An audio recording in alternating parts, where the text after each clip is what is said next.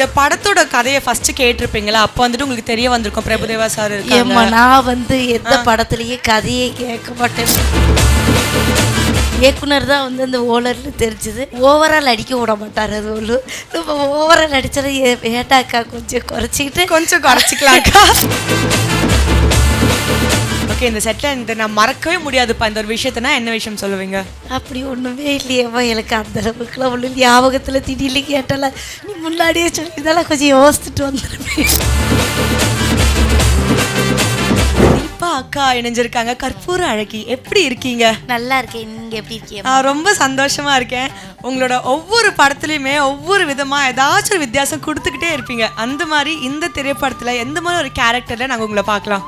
இந்த படம் டாக்டர் படம் மாதிரி எனக்கு ஒரு நகைச்சுவை கதாபாத்திரம் கொடுத்துருக்காங்க. ஓகே, கொஞ்ச நேரம் வந்தாலும் என்னுடைய கதாபாத்திரம் அதில் நல்லா பேசப்படும். ஒரு நகைச்சுவை நடிகையான ஒரு அடையாளம் எனக்கு கிடைக்கும்னு நான் நம்புறேன். ஓகே, இந்த செட்டில் இந்த நான் மறக்கவே முடியாதுப்பா இந்த ஒரு விஷயத்தினா என்ன விஷயம் சொல்லுவீங்க?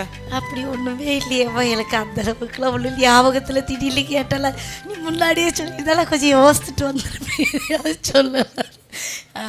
ஆனால் இங்கே மறக்க முடியாத அனுபவம்னா நான் பிகை நூட்ஸ் உடைய அந்த ஓனரை அந்த படத்தில் தான் பார்த்தேன். நான் இவ்வளோ நாள் நினச்சது வேற ஒரு மனிதரை. ஆனால் அதுக்கப்புறம் எனக்கு அந்த இயக்குனர் தான் அந்த ஓனர்னு தெரிஞ்சது. ரொம்ப தன்மையாக பேசுனார். நல்லா அழகாக சொல்லி கொடுத்தாரு பாடங்களை. ஓவரால் அடிக்க விட மாட்டார். அது ஒன்று நம்ம ஓவரால் அடித்ததை ஏட்டாக்கா கொஞ்சம் குறைச்சிக்கலாம்க்கா. அதுக்கப்புறம் நான் காமெடி கேரக்டர்னோடனே சில நேரம் அது எக்ஸ்ட்ரா பண்ணால் தான் நல்லாயிருக்கும் நம்ம நினைப்பான.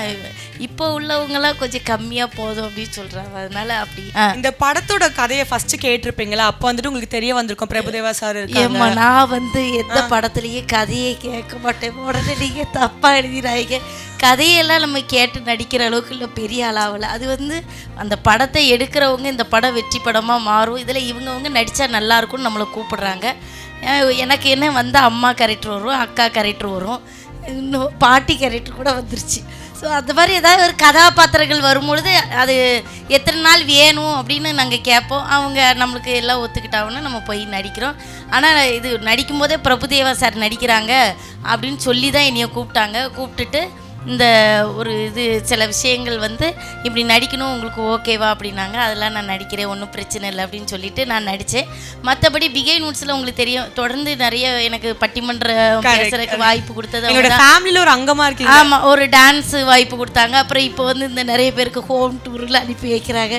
இந்த மாதிரி வேலைகள் தொடர்ந்து கொடுத்துட்ருக்காங்க. அவங்க எடுக்கிற படத்துலேயும் எனக்கு வாய்ப்பு கொடுத்தது நான் ரொம்ப பெருமையாகவும் மதிப்புக்குரியதாகவும் நினைக்கிறேன்.